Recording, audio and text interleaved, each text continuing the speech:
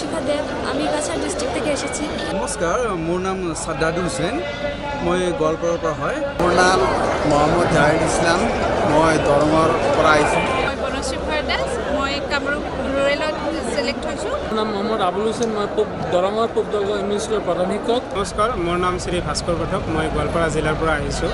নমস্কাৰ, মোৰ নাম ডিম্পী শৰ্মা আৰু মই বঙাইগাঁও ডিষ্ট্ৰিক্টৰ পৰা। আজকে আমি এখানে নিযুক্তি পেতে চলেছি, সেই জন্য আসাম সৰকাৰকে অনেক অনেক ধন্যবাদ জানাই। নমস্কাৰ। মই দৰঙৰ পূব দলগাঁও মধ্য ইংৰাজী বিদ্যালয়ত প্ৰায় 14টা বছৰ ঢাঞ্চাৰ শিক্ষক খাটিছিলোঁ আৰু এই বিজেপি চৰকাৰে আমাক এক বিশাল আকাৰত আমাৰ ইমান 14 বছৰৰ কষ্টৰ বিনিময়ত আজি আমাৰ প্ৰায় 29,700খন চাকৰি আজি আমাৰ ঢাঞ্চাৰ স্কুলত দিলে, লগতে শিক্ষকক দিলে।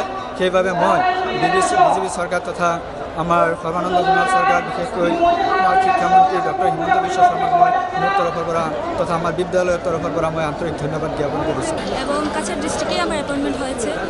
আর আমি আজকের দিন আমি খুবই খুশি এভাবে আমার অ্যাপয়েন্টমেন্টটা সিএম স্যারের কাছ থেকে নিতে পেরে।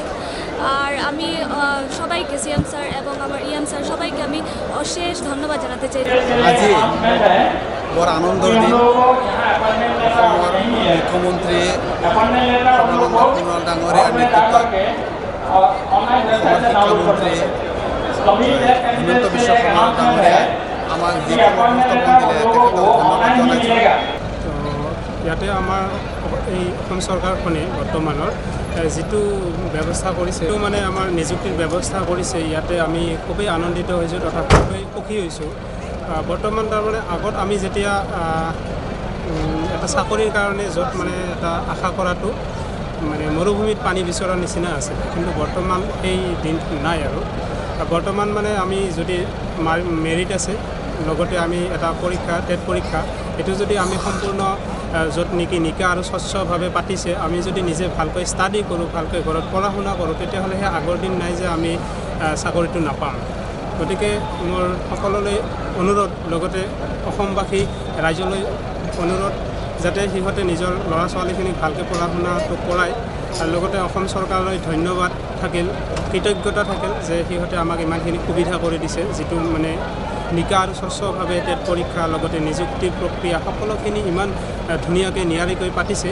তাৰ কাৰণে অসম চৰকাৰ, মাননীয় শিক্ষামন্ত্ৰী, লগতে আমাৰ মুখ্যমন্ত্ৰী সৰ্বানন্দ সোণোৱাল ডাঙৰীয়ালৈ আমি বহুত বহুত ধন্যবাদ জনাইছোঁ। যিসকল যোগ্য প্ৰাৰ্থী তেওঁলোকে পাব লাগে আৰু আজি পাবলৈ সক্ষম হৈছে, এইটো চৰকাৰৰ খুব সুন্দৰ পদক্ষেপ। মই নিশ্চয়কৈ ক'ব বিচাৰিম চৰকাৰখনক, আমাৰ শিক্ষা বিভাগক, মোৰ অন্তৰৰ পৰা বহুত বহুত 2019ত পৰীক্ষাটো ইয়াতে কণ্ডাক্ট কৰা হৈছিলে আৰু একেবাৰে এইটো ক্লিন এক্সাম আছিলে আৰু ইয়াতে কোনো ধৰণৰ ইয়াতে কাৰাপশ্যন হোৱা নাছিলে ইয়াতে।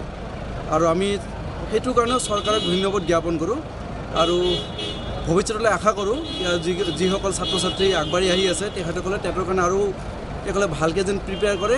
আৰু এইটো চৰকাৰে হয়তো প্ৰত্যেক বছৰে বা আগন্তুক দিনলৈ আৰু টেট এক্সাম কণ্ডাক্ট কৰিব।